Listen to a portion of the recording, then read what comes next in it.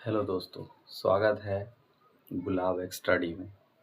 जैसा कि मैंने बोला था कि आप लोगों को इस चैनल पे फिजिक्स, केमिस्ट्री और बायो तीनों सब्जेक्ट्स पढ़ाए जाएंगे।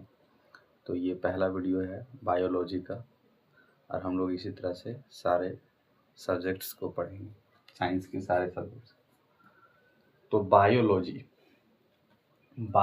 का जो जनक बोला जाता है वो अरस्तु को बोला जाता है। बायोलॉजी का जनक अरस्तु को बोला जाता है। बायोलॉजी में जो है पहले सिर्फ बायोलॉजी पढ़ते थे, लेकिन इसको जो है दो भागों में बांट दिया गया अध्ययन करने के लिए, एक जूलॉजी और एक बॉटनी। तो जूलॉजी जो है वो जंतु विज्ञान पढ़ा जाता है, जंतुओं के बारे में पढ़ा जाता है, जिसके जनक अरस्तु को माना जाता है। अब बॉटनी में वनस्पति जगत के बारे में पढ़ते हैं। ऐसे ज़्यादातर तो जो है हम लोग वनस्पति जगत के बारे में पढ़ेंगे, जैसे कि सिर्फ शैवाल के बारे में पढ़ें या फंगस के बारे में पढ़ें तो इसकी कितनी प्रजातियां, जैसे कि हमारे शरीर में जो पसीना निकलता है, ऐसे पसीना जो होता है, पसीने में इतना ताकत होता है कि शैवालों को मार देता है। ऐसे नहाने टाइम जो जितना निकलता है वो भी एक तरह का क्या है, शैवाल, फंगस है, ठीक है, कवक है। तो बॉटनी जगत का जो है वो जनक माना जाता है थियोफ्रेस्टस को। तो हम लोग आते हैं जियोलॉजी के बारे में पढ़ते हैं।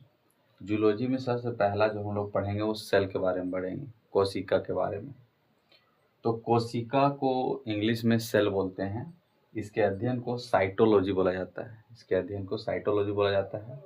अब हुआ यूं कि कोशिका का खोज जो है वो रॉबर्ट हुक ने, क्योंकि कोशिका बहुत छोटी होती है, इतनी छोटी होती है कि रॉबर्ट हुक ने क्या किया, एक छोटे से हुक से उसको निकाल करके उसका अध्ययन किया।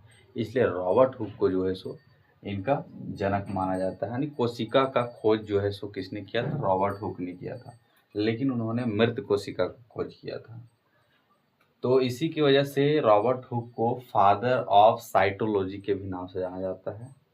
उसके बाद आए लुईन हॉक ने जो है वो जीवित कोशिका का खोज किया बैक्टीरिया में। तो ये भी बोलने लगे कि मेरा भी नाम होना चाहिए।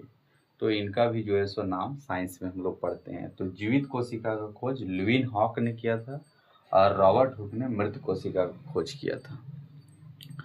तो इस तरह से जो है सो ये कोशिका के बारे में कुछ बातें थी।